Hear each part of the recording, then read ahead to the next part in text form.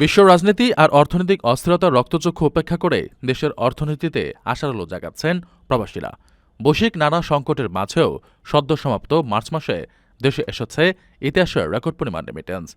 বাংলাদেশ ব্যাংকের হালনাগাদ তথ্য অনুযায়ী গত মার্চে প্রবাসীরা মোট ৩৭৫ কোটি ৫০,৫০,০০০ মার্কিন ডলার পাঠিয়েছেন, যা একক মাস হিসেবে এ যাবৎকালের সর্বোচ্চ। রেমিটেন্সের এই জোয়ারে বরাবরের মতো শীর্ষে রয়েছে মধ্যপ্রাচ্যের দেশ সৌদি আরব। দেশটি থেকে এক মাসে এসেছে ৭০ কোটি ৪৬,৬০,০০০ ডলার। সৌদি আরবের পাশাপাশি যুদ্ধ ও ভূরাজনৈতিক উত্তেজনার মাঝে থাকা মধ্যপ্রাচ্যের অন্যান্য দেশ থেকেও প্রবাসী আয়ের প্রভাব ছিল চোখে পড়ার মতো।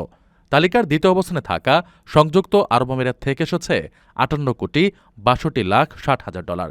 এছাড়া শীর্ষ ১০-এ থাকা কাতার, কুয়েত এবং ওমানের মতো দেশগুলো থেকেও উল্লেখযোগ্য পরিমাণ বৈদেশিক মুদ্রা পাঠিয়েছেন রেমিটেন্স যোদ্ধারা। ইউরোপ আমেরিকার দেশগুলোর মধ্যে যুক্তরাজ্য থেকে ৫২ কোটি ৬৫,৭০,০০০ এবং যুক্তরাষ্ট্র থেকে এসেছে ৩৬ কোটি ৫৪,৪০,০০০ ডলার। মালয়েশিয়া, ইতালি এবং সিঙ্গাপুর থেকেও রেমিটেন্স প্রবাহ ছিল ঊর্ধ্বমুখী।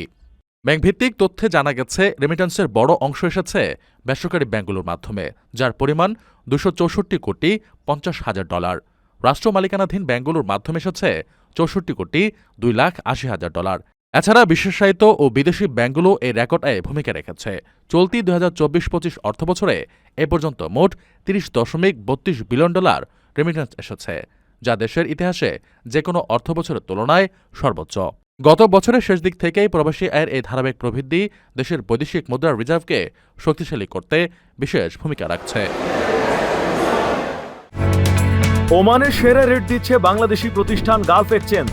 প্রিয়জনকে টাকা পাঠাতে আজই আসুন আমাদের যে কোনো ব্রাঞ্চে অথবা কল করুন স্ক্রিনে দেয়া নাম্বারে।